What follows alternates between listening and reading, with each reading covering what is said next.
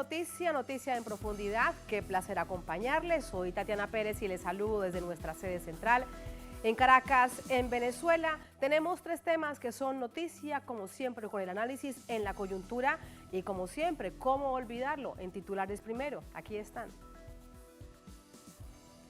En Noticia Perú, desde el país profundo se movilizan sectores campesinos e indígenas con el propósito de llegar a Lima, la capital. Así se hacen visibles para exigir justicia por las decenas de muertos a manos de la policía, la renuncia de Dina Boluarte, elecciones de este año y asamblea constituyente. Una radiografía que analizamos. En Noticia Paraguay, un narcotraficante del que poco se conoce y tiene como alias Tío Rico, es el presunto autor intelectual del asesinato del fiscal antimafia Marcelo Pecci ocurrido en Cartagena, Colombia, el año pasado. Según las investigaciones, lo que hay es detrás de esto una red criminal que opera en varios países de América Latina. Les contamos y profundizamos en ello.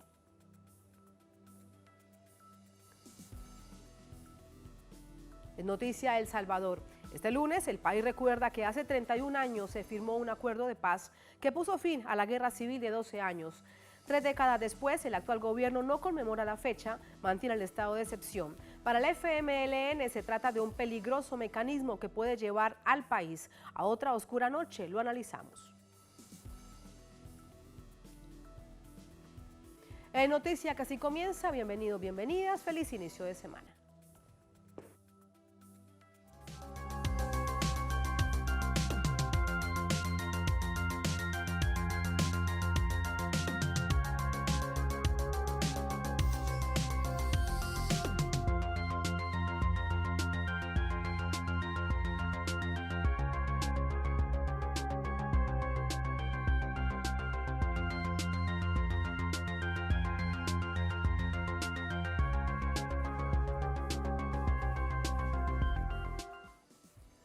En Noticia El Perú, miles de manifestantes del país profundo se movilizan a Lima, la capital, para participar en la denominada Marcha de los Cuatro Suyos, Marcha de los Cuatro Imperios, que exige el fin del gobierno de Boluarte, el cierre del Congreso y una nueva constitución. Vamos a verlo.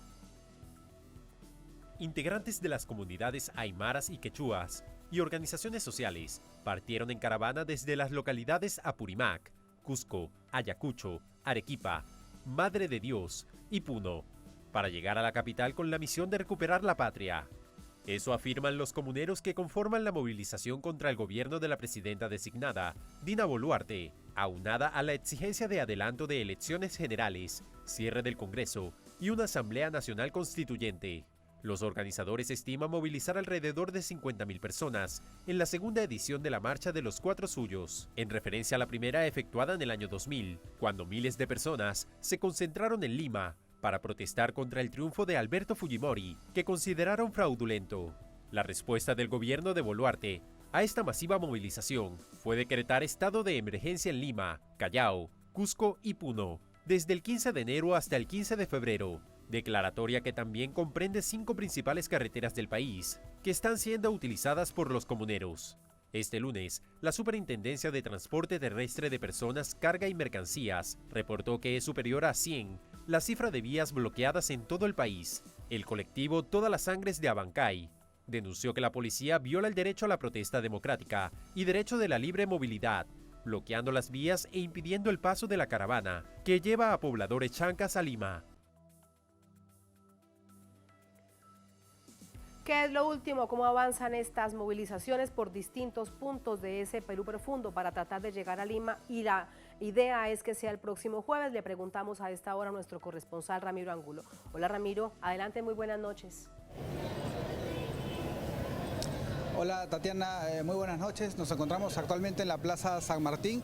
En efecto, diversas cantidades de pobladores, principalmente del departamento de Apurímac, vienen movilizándose en camionetas, trailers, por centenas e incluso hasta miles de personas que se dirigen hasta la capital para realizar esta denominada marcha la segunda marcha de los 4 suyos.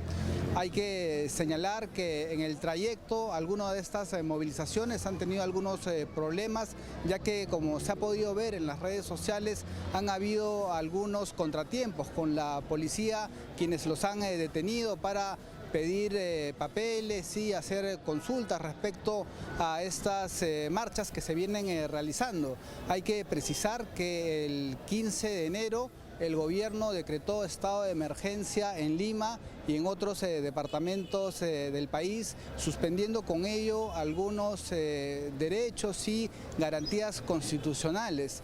El día de hoy, además de estas movilizaciones que se prevén que llegarán a Lima en estos días, han habido también diversas denuncias de parte de algunos dirigentes de algunas organizaciones sociales, como la Confederación General de Trabajadores del Perú, ya que el último viernes Henry Salas, un secretario general del departamento de San Martín, fue detenido de manera arbitraria junto con otros 14 dirigentes. Felizmente, según nos han informado hoy día, ha sido liberado. Lo que denuncian son estos intentos de amedrentamiento e intimidación de parte de la policía para continuar deteniendo a personas que se vienen quejando y protestando en contra del gobierno de Dina Boluarte. Hoy día en la tarde, por ejemplo, la Asamblea Nacional de los Pueblos realizó una reunión para anunciar y organizar el paro cívico nacional previsto para este jueves 19. Sin embargo, esta cita tuvo que ser suspendida, ya que poco antes de que esta reunión empezara, una cantidad importante de policías se acercaron a este lugar, intentaron ingresar, pidieron documentación y esta reunión tuvo que realizarse de manera muy rápida. El ambiente un poco vinculado a este estado de emergencia que se ha dictado es de cierta preocupación por estas detenciones que vienen realizando. Hay que recordar que hace como 2 semanas atrás también se intervino a la Confederación Campesina del Perú, en donde luego de la presión ciudadana estas personas tuvieron que ser liberadas luego de que estas fueron privadas de su libertad. Vamos a continuar a la expectativa de estas movilizaciones que vienen del interior del país, principalmente en estos momentos de Apurímac, para continuar informando sobre esta denominada segunda marcha de los 4 suyos de Tatiana.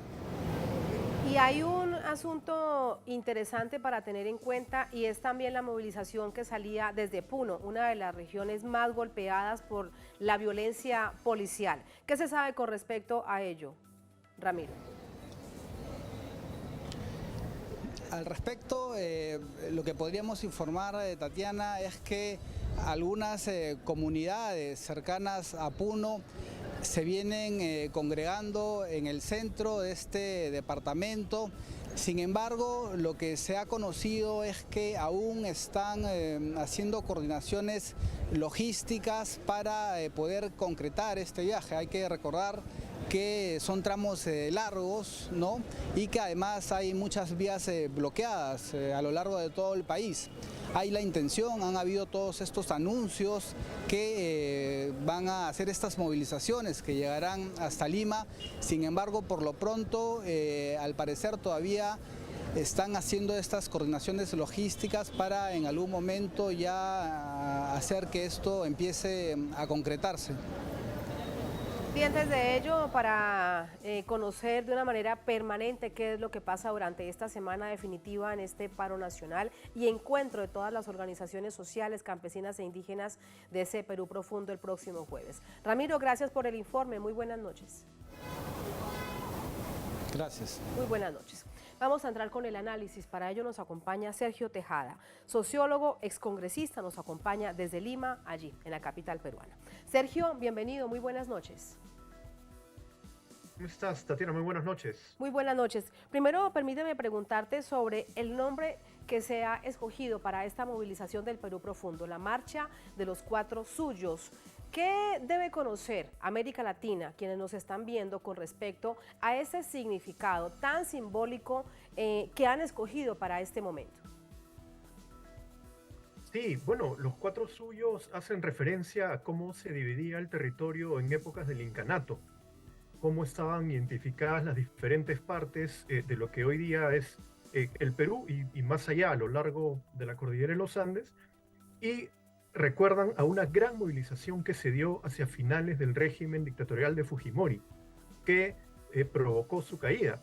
La marcha de los cuatro suyos en ese momento convocó a dirigentes sociales, obreros, campesinos, indígenas de diferentes partes del país en Lima en una gran movilización y esta semana se está planteando nuevamente dar esa marcha de los cuatro suyos y ya están llegando las delegaciones de todo el país, pero están siendo intervenidas arbitrariamente por la policía en las carreteras, situación que no hizo ni siquiera la dupla Fujimori-Montesinos en ese momento. El régimen de Boluarte realmente está entrando en una fase muy represiva y de una decadencia que ya da cuenta de que está muy cerca de caer. Sergio, pero a pesar de esto, lo que estamos observando, por lo menos hoy que ha comenzado esta jornada de movilización, es que no tienen la más mínima intención de retroceder. Eso también es evidentemente Así una es. medida de fuerza políticamente que le están diciendo a Lima, donde está el poder político, donde siempre además ha existido esa gran diferencia, incluso burguesa, de mirar ese Perú profundo con tal nivel de sesgo de clase. Así es, así es. A lo largo de nuestros 200 años de república ha habido siempre una tensión muy fuerte entre Lima como capital, que fue capital virreinal además, y el resto del país, en particular las zonas andinas. Es un estado criollo monocultural que se configuró de espaldas a las mayorías indígenas y las mayorías indígenas de manera permanente se han estado manifestando y reclamando una mayor participación. Hoy día lo que está ocurriendo es una expresión de esa exclusión y marginación y hay una movilización campesina indígena sin precedentes que al menos en las últimas décadas no se habían visto. Y la población está decidida a marchar, a manifestarse, a hacer sentir su voz y lamentablemente el régimen de Boluarte está atrincherado. Pensaban que Lima era su bastión y más bien ahora las encuestas han mostrado que Lima está empezando a apoyar más la movilización del sur del país, del centro del país, del norte que se viene incorporando también, que se está movilizando hacia Lima y de la selva. Ya es prácticamente todo el país que está exigiendo la salida de Dina Boluarte. ¿Y cómo ves además de quien está en este momento fungiendo como gobierno, que es Dina Boluarte, los otros sectores políticos que también hacen su vida permanente en Lima y algunos que conocen bastante bien, habladas por ejemplo de la dictadura fujimorista, partidos de tradición de extrema conservadores que ahora vemos cómo intentan tratar de sacar frutos de una situación tan compleja como la que se está viviendo? ¿Cómo se entiende esta maraña de acciones, además políticas, y en particular dentro del Congreso de la Nación, donde hemos visto que hay un bajísimo nivel de aceptación? Una encuesta de hace solamente unas horas así lo establecía, pero allí se mantienen enquistados. Así es. Lo que ha ocurrido en este mes es que ha habido un cambio total de la composición de quienes están gobernando.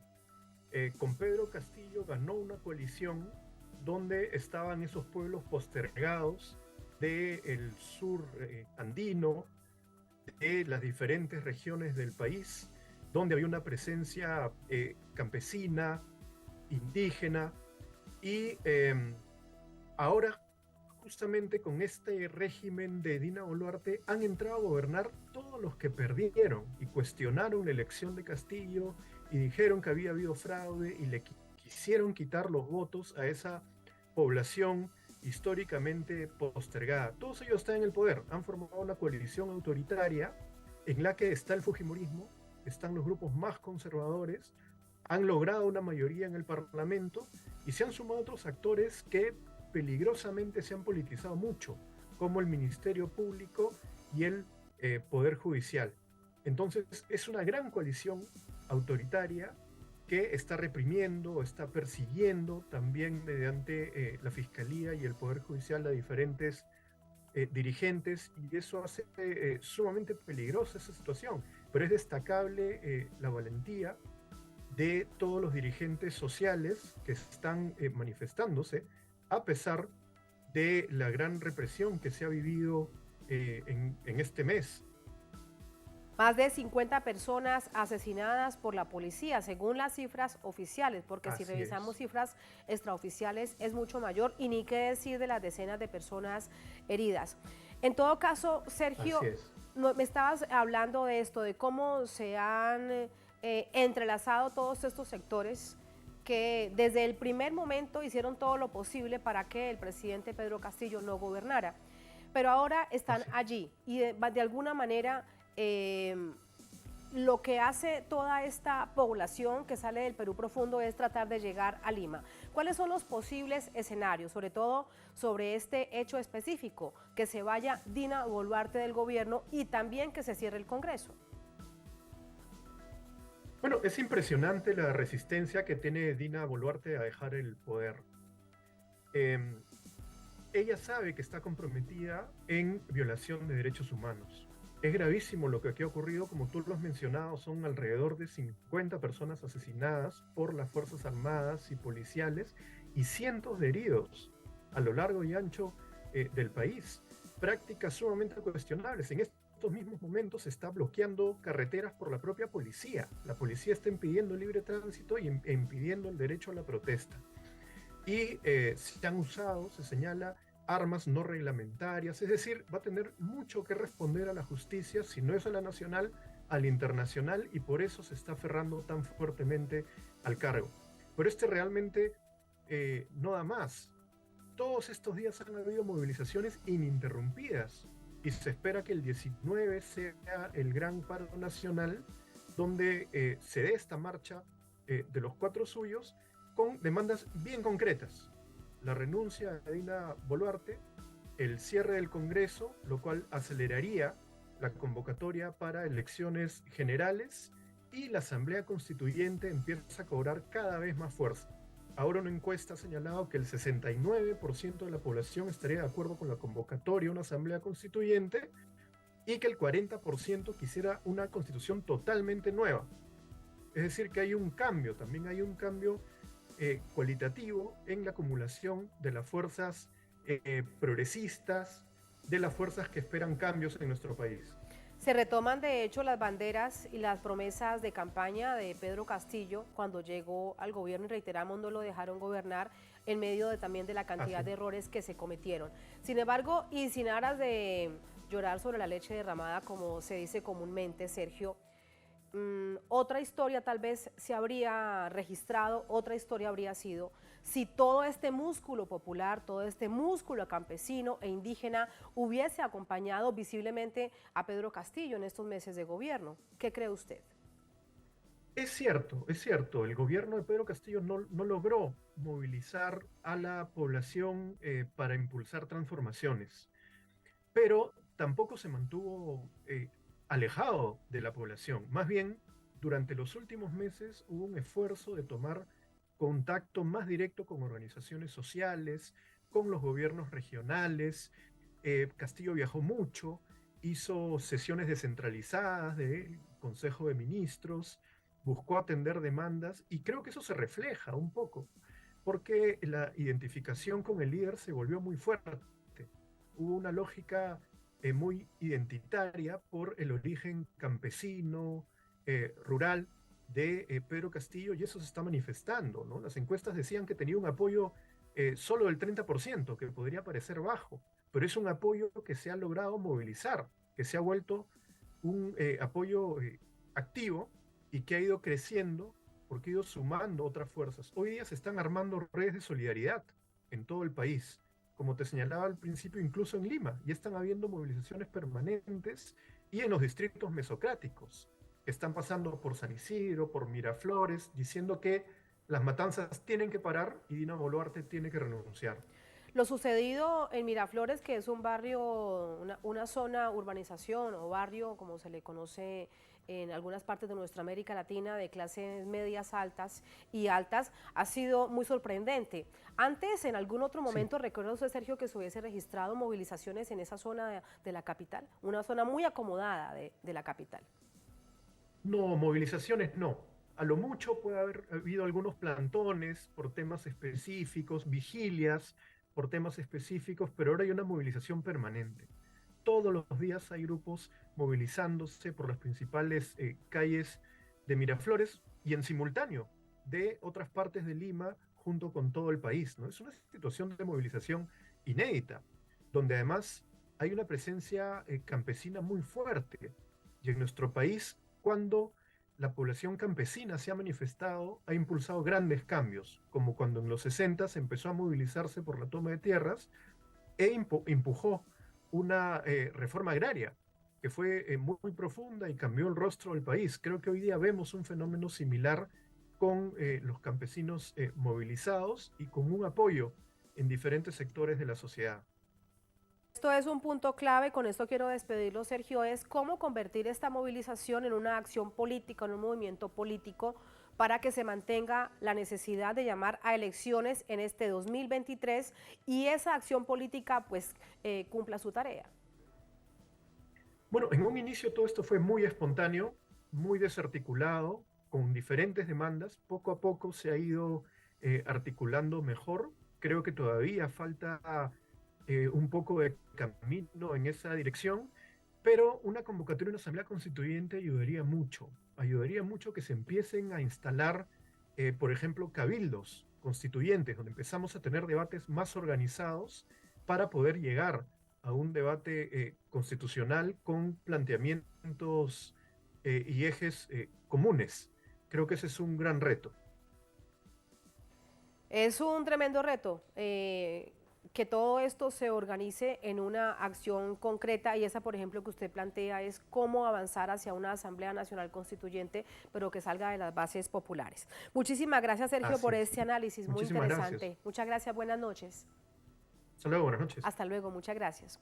Así vamos a la primera pausa en esta emisión de Es Noticia. Al volver en Noticia Paraguay, un narcotraficante del que poco se sabe y tiene el alias de Tío Rico es el presunto autor intelectual del asesinato del fiscal antimafia Marcelo Pecci, ocurrido en Cartagena, Colombia, el año pasado.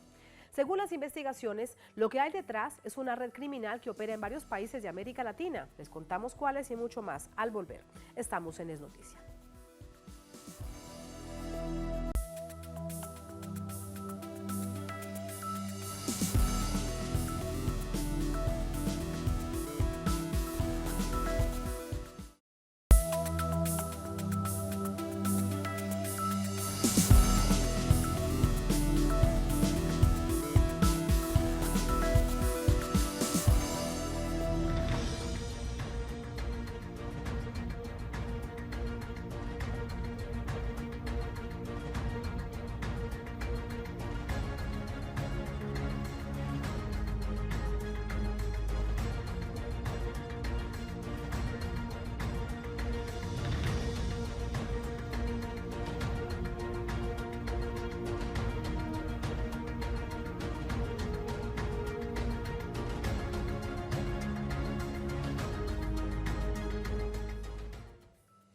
En Noticia Paraguay, el narcotraficante alias Tío Rico fue señalado como autor intelectual del homicidio cometido en contra del fiscal paraguayo antimafia Marcelo Pecci, ocurrido en una playa de Colombia el pasado año. Vamos a conocer detalles. El narcotraficante paraguayo Miguel Ángel Isfrán, conocido con el alias Tío Rico, sería el autor intelectual del asesinato del fiscal Marcelo Pecci el pasado 10 de mayo del 2022. La revelación la hicieron dos de los involucrados en el crimen, capturados en Colombia, los hermanos Andrés Felipe y Ramón Emilio Pérez Hoyos. El fiscal general Francisco Barbosa ofreció detalles. En desarrollo de la segunda fase investigativa que anuncié durante las indagaciones iniciadas por la muerte del fiscal paraguayo Marcelo Pecci Albertini, la Fiscalía General de la Nación, de manera articulada con la DIJÍN de la Policía Nacional, capturó en las últimas horas a los hermanos Andrés Felipe y Ramón Emilio Pérez Hoyos. Estas dos personas, al parecer, fueron quienes se encargaron de la parte logística, que permitió concretar la acción criminal que el 10 de mayo de 2022 terminó con la vida del fiscal Pecci en Barú, Cartagena de Indias.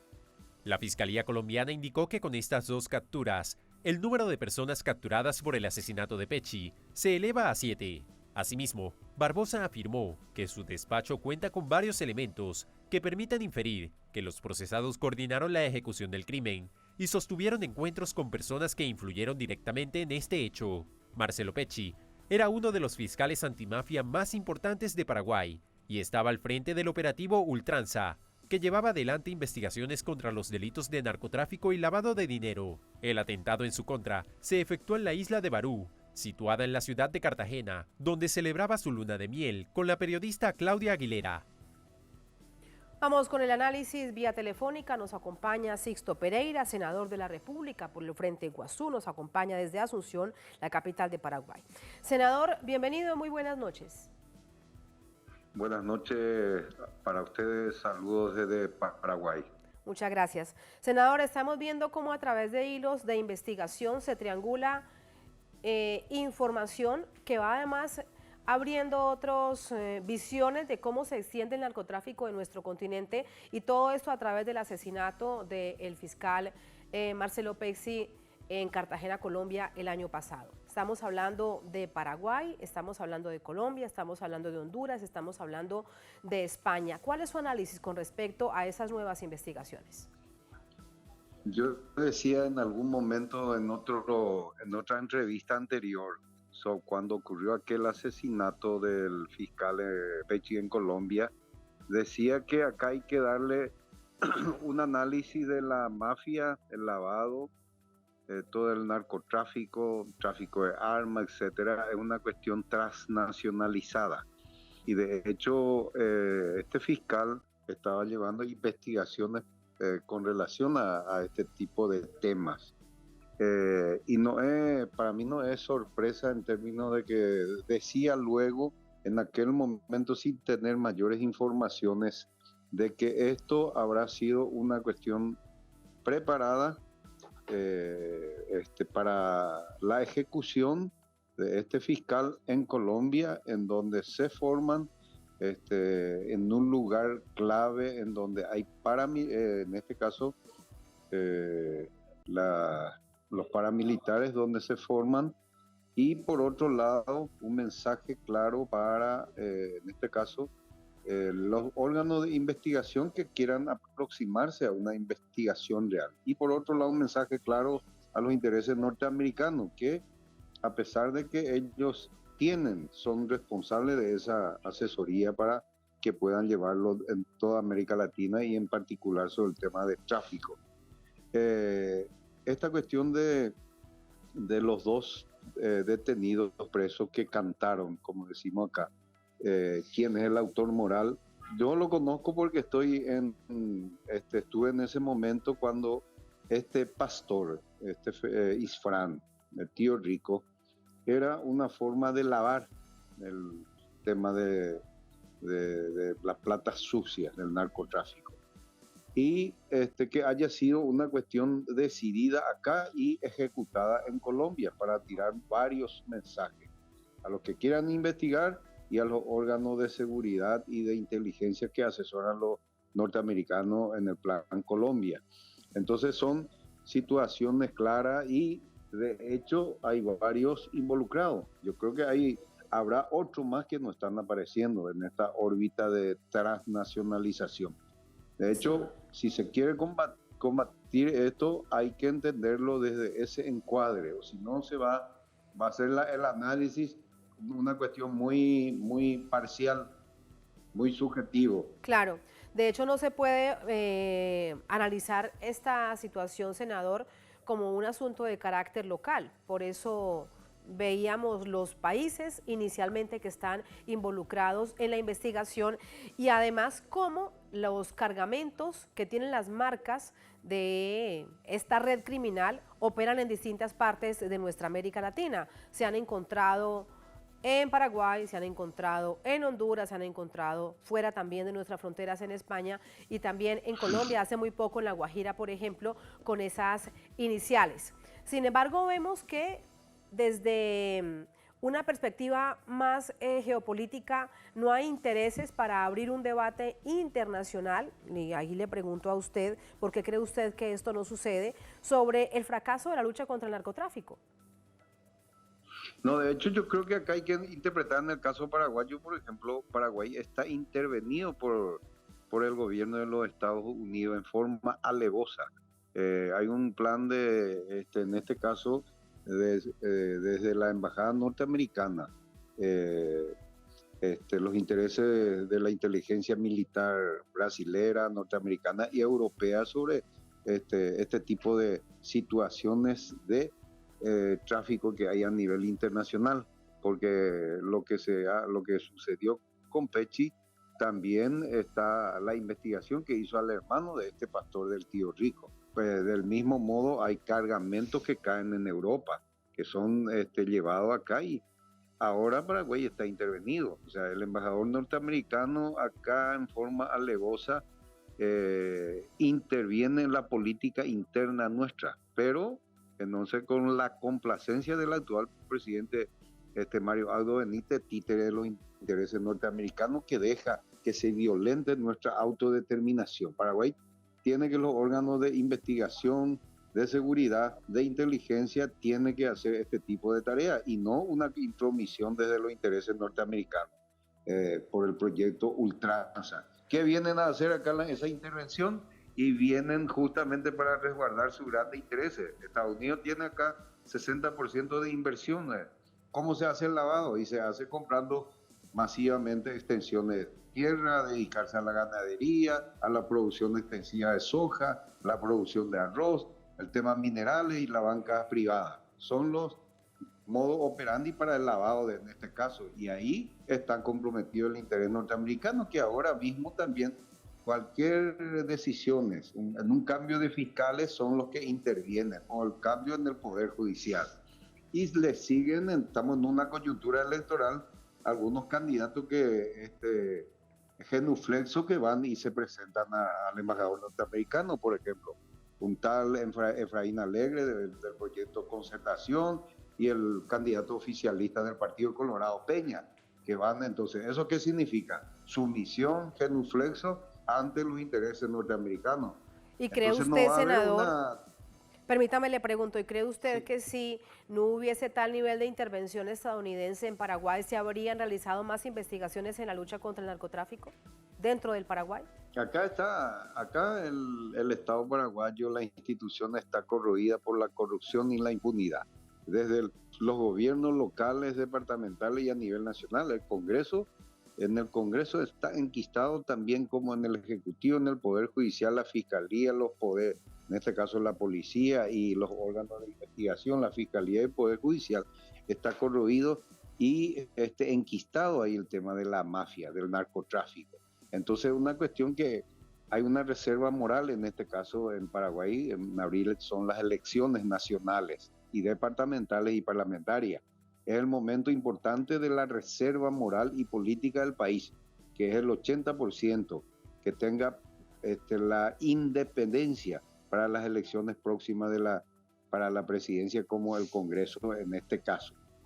Mientras tanto, el Paraguay está corroído, la corrupción. El Poder Judicial es la institución que tiene mayor rechazo, en este caso casi 70-80%. No hay credibilidad en los órganos de investigación. Entonces acá tiene que haber la fuerza democrática, social, la reserva tiene que empezar a intervenir para que se pueda recuperar. En Paraguay ya hay zonas liberadas, territorios liberados en el norte del país, varios departamentos controlados por la mafia. En el Congreso Nacional hay renombrados traficantes que están tanto en la Cámara de Diputados como en la Cámara de Senadores de una u otra forma. Y los nuevos candidatos y candidatas, varios tienen esos antecedentes del tema metido en la mafia. Sí, senador, permítame, en un punto que usted nos está relatando, ¿hay departamentos controlados por la mafia del narcotráfico con la anuencia del gobierno colorado? Porque es que Así esto mismo, esto es extremadamente grave. ¿Y qué pasa, qué pasa con la movilización popular y con el rechazo a una situación de esas tan grave? No, de hecho, acá hay departamentos como en el norte del país, de un departamento Canindeyú, Amambay y varios otros en menor intensidad, pero todos los departamentos están de una u otra manera infiltrados por la mafia, por el narcotráfico y por el lavado. Lastimosamente, eso es una cuestión que ahora está, que se conoce, pero que ahora por la intervención norteamericana está empezando a salir. Pero yo creo que el objetivo de los intereses de esta intervención, de violentar nuestra autodeterminación, de estos intereses europeos, brasileños y norteamericanos, es para velar sus inversiones sobre tierra, sobre ganadería, sobre soja, sobre minerales. Entonces no hay cuál va a ser la salida, y la salida tiene el pueblo en este momento de las elecciones de colocar un ejecutivo que sea más independiente y que haga respetar nuestra autodeterminación. Mario Aldo Benítez es responsable en este caso, conoce cómo funciona, son parte de la mafia. La mafia estronista empezó con su padre en la época de la dictadura, entonces no es ajeno, son una cuestión de escaramuza entre Mario Aldo Benítez y Carter, o sea, acusaciones mutuas. Están salpicados en eso todas las dirigencias de la oligarquía, de la oposición, los grupos económicos de una u otra manera. Entonces, la mafia prácticamente se está apropiando de la institución del Estado. Las elecciones próximas en abril va a ser entre grupos económicos ligados a los intereses norteamericanos versus un proyecto democrático popular que pueda rediseñarse el modelo de gestión de Estado y garantizar el proceso de saneamiento de esta institución controlada por la mafia. Senador, y este es un tema de debate nacional, y no le pregunto por los medios de comunicación porque bien sabemos que están cooptados por unas pequeñas pero grandes al mismo tiempo, pocas para ser más exacto, organizaciones de corporaciones mediáticas. Más allá de esto, ¿hay debate nacional respecto a una situación tan grave que vive el país?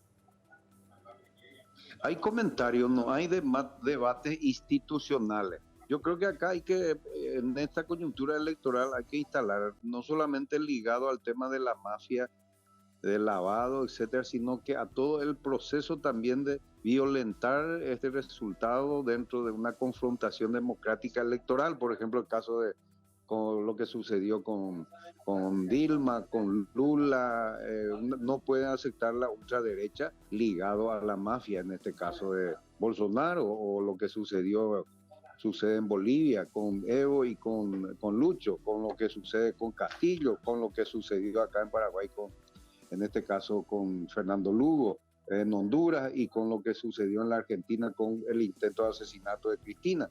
No hay que colocarlo como hecho aislado. La derecha, el imperio y la mafia actúan en base a sus intereses, acomodan las instituciones del Estado en base a sus intereses. Entonces, eso es la gran disputa, y que hay que, desde los sectores democráticos, no digo de izquierda ni progresista exclusivos, sectores democráticos que tratan de respetar las reglas de juego dentro del Estado de Derecho, empezar a debatir este tipo a nivel regional y a nivel país también. Que sea a nivel nacional, sin duda, sobre todo como usted bien lo plantea, cuando hay a puertas unas elecciones nacionales en las que ya tendremos el tiempo, senador, de analizar y de profundizar todo lo que esto implica, lo que está en juego para el futuro del país. Muchísimas gracias, buenas noches. Muchas gracias a ustedes y hasta la próxima entrevista. Muchas gracias. Es noticia El Salvador, así vamos a nuestro tercer tema después de una brevísima pausa. Este lunes el país recuerda que hace 31 años se firmó un acuerdo de paz que puso fin a la guerra civil de 12 años. 3 décadas después, el actual gobierno no conmemora la fecha y mantiene el estado de excepción. Para el FMLN se trata de un peligroso mecanismo que puede llevar al país a otra oscura noche. Lo analizamos al volver. Estamos en Es Noticia.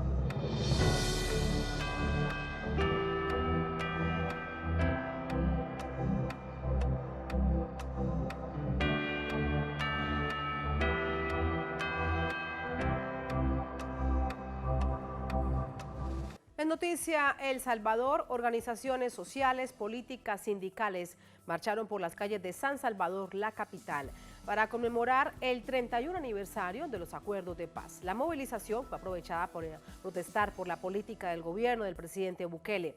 Desde San Salvador, nuestro corresponsal Roberto Hugo Presa nos cuenta. Las calles de San Salvador fueron una vez más el escenario de una movilización popular que con pancartas y consignas recordaban la firma de los acuerdos de paz que hace 31 años pusieron fin a la guerra.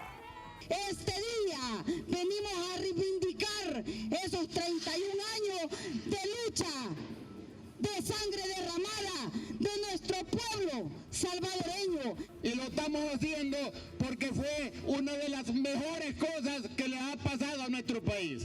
Haber detenido una guerra. Compañeros, compañeras, 75,000 personas ofrendaron la vida para darnos la paz.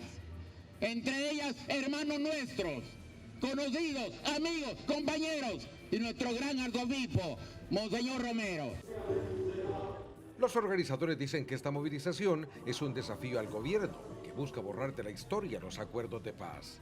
Es un hecho que no van a borrar de nuestra historia, de nuestra memoria, y además porque como pueblo salvadoreño, si no defendemos nuestra memoria, no vamos a lograr tener las bases para la construcción de un futuro justo, democrático y digno. Pero los manifestantes aprovecharon la marcha para protestar por el régimen de excepción, las capturas arbitrarias y despidos de empleados públicos. Diciendo un basta ya a las capturas arbitrarias, un basta ya a las violaciones a los derechos humanos, un basta ya a tantos muertos que están saliendo de los penales sin que nadie responda por ellos, un basta ya a esa persecución social. También estamos aquí para denunciar la represión que los sindicatos y las organizaciones laborales están sufriendo en estos momentos. Queremos que se le paguen los salarios a los compañeros y compañeras de las alcaldías de Nuevas Ideas que se los han robado.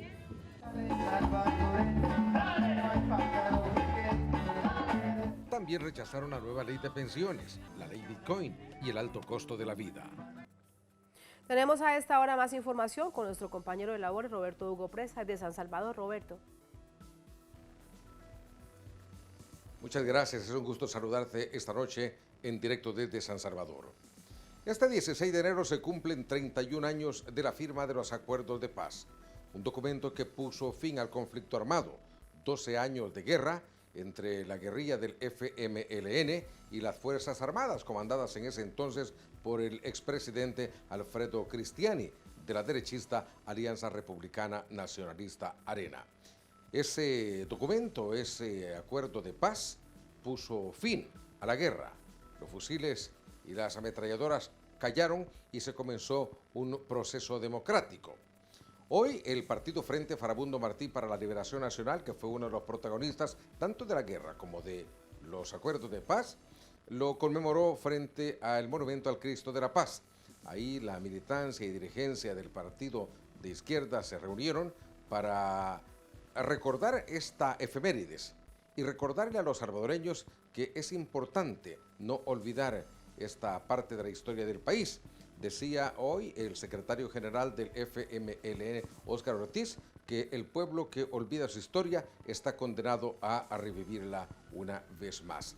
Ahora, esta nueva efemérides de los acuerdos de paz se da en un contexto diferente en el cual el mismo FMLN lo decía esta mañana, se están dando violaciones a los derechos humanos en el marco del régimen de excepción, que fue aprobado por la Asamblea Legislativa desde el mes de marzo del año pasado y que de acuerdo a denuncias de organismos internacionales y defensores de los derechos humanos ha permitido la captura arbitraria de decenas de personas. Ahora, el gobierno lo ha defendido. El propio presidente de la República, Nayib Bukele, dice que gracias a este estado de excepción ha sido posible que hoy en día El Salvador sea uno de los países más seguros del continente americano. Es más, el Gabinete de Seguridad ha dicho que si es necesario prorrogar este régimen las veces que sea posible, pues se va a prorrogar. Así las cosas desde la capital salvadoreña. Vuelvo contigo. Gracias, Roberto Hugo. Muy buenas noches. Y precisamente de esto va nuestro análisis. Para ello nos acompaña Anabel Belloso. Ella es diputada por el FMLN, integrante de la Comisión Política del partido, nos acompaña de San Salvador. Diputada, bienvenida. Muy buenas noches. Muy buenas noches, gracias por el espacio. Un saludo fraterno a quienes se informan a través de este medio ahorita, justamente para hablar de un tema tan importante como la fecha que conmemoramos en este día. 31 años de la firma de los acuerdos de paz para poner fin a una guerra civil que desangró al país por 12 años. Desde su perspectiva, de su análisis, diputada, ¿qué momento vive después de 31 años el país?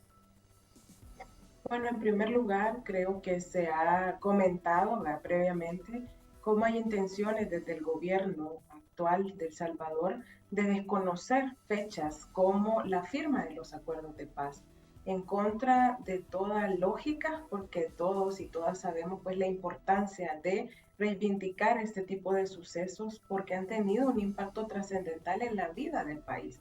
El Salvador, luego de la firma de la paz en el año 1992, empezó a transitar una ruta de construcción democrática y además de conquista de derechos humanos para la población salvadoreña.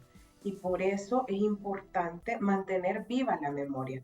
La historia, lo hemos dicho, no se borra por decreto, aun cuando por parte del oficialismo, por parte del gobierno, hay intentos de desconocer la trascendencia de lo que sucedió a través de la firma de la paz y cuál fue, digamos, el antes y el después de ese momento. Es un hito en la historia de El Salvador que además no solamente fue reconocido acá, sino que la comunidad internacional dio acompañamiento y el reconocimiento a la capacidad de poder dialogar, llegar a consensos y sobre una base común avanzar, creo que es importante de rescatar siempre. Y ahora en un contexto, obviamente, donde hay marcados retrocesos en materia democrática, pero también en materia de derechos humanos. El país vive nuevamente amenazas, por ejemplo, de poder expresarte libremente, aun cuando una de las principales conquistas que podemos decir,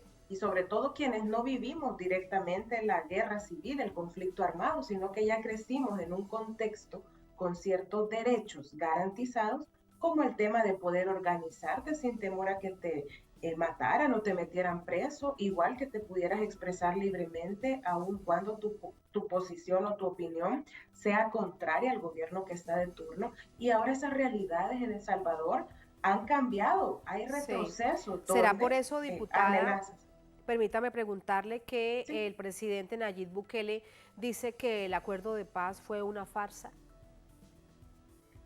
Me parece bien irresponsable viniendo de un mandatario hacer ese tipo de afirmaciones. Incluso hemos tenido reconocimiento ya en este periodo, por ejemplo, del presidente López Obrador, que estuvo de visita el año pasado, donde hacía un recuento de todo este antecedente histórico, porque no es, digamos, algo que pasó por pasar, sino que el conflicto armado tuvo a la base el levantamiento de un pueblo que vio cerrado todos los caminos, digamos, democráticos, donde no habían elecciones libres, donde el tema de la pobreza, la desigualdad estaban a la orden del día, y la represión también a aquellos que pensaban diferente contra la dictadura militar en aquel entonces, pues no fue un tema de que porque dos quisieron se pusieron a pelear, sino que habían causas reales, causas objetivas desde los problemas económicos, sociales y políticos en aquellas décadas que dieron paso al conflicto y que obviamente requirió, ¿verdad? Además que hubieron miles de vidas, más de 75,000 vidas de salvadoreños y salvadoreñas ofrendadas en esa década, ¿verdad? Más de una década de conflicto, para que quienes crecimos, como lo dije, después de la firma de los acuerdos de paz, tuviéramos un contexto diferente al de la dictadura militar. Y yo creo que la gente, el pueblo, que desde el año pasado se manifiesta en contra de esa intención de desconocer la memoria, de borrar la memoria histórica, se manifiesta justamente trayendo en cuenta todo eso, la importancia de reconocernos de dónde venimos como país, cómo logramos, luego de 1992, ir avanzando, claro, todavía con grandes retos y desafíos, no con la democracia perfecta, eso se sabe, pero se venía avanzando. Ahora lo que hay es un estancamiento o claros retrocesos en otros ámbitos, y creo que la intención o la misión que tiene este gobierno justamente es tratar de desconocer eso o tildarlo como una farsa, porque se está instaurando abuso de poder tal cual existió antes del estallido social que dio paso al conflicto armado en El Salvador. Y obviamente, aunque a veces suena muy trillado, muy repetitivo, sabemos aquella frase que dice que pueblo que no conoce su historia está condenado a repetirla. Y por lo tanto, si no se mantiene vivo ese recuerdo, esa memoria, puede volver a darse, y lo estamos experimentando nuevamente. No es algo que pueda suceder, sino que ya es una realidad, lastimosamente, para las generaciones actuales y también para las futuras. Sí, pero paradójicamente hay un Congreso que lo acompaña de una manera muy abierta, muy clara, con respecto, por ejemplo, mire usted, a avanzar durante todo el tiempo que se ha extendido el estado de excepción en este asunto de la seguridad nacional.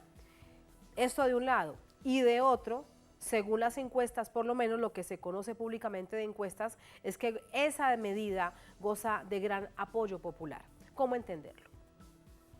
Bueno, creo que no se puede ver solamente un eje, sino que hay que conocer también las diferentes opiniones a través de los sondeos que hay, que son públicos, porque sin duda la Asamblea Legislativa actual, con su conformación mayoritariamente oficialista, obviamente aprueban prácticamente todo lo que se les mandata desde la Casa Presidencial, sin ejercer un verdadero rol de Contraloría o incluso de poder aportar desde el espacio legislativo a que lo que desde ahí se apruebe, ya sean leyes, reformas, disposiciones, tenga realmente a la base el responder a las necesidades puntuales de la población salvadoreña.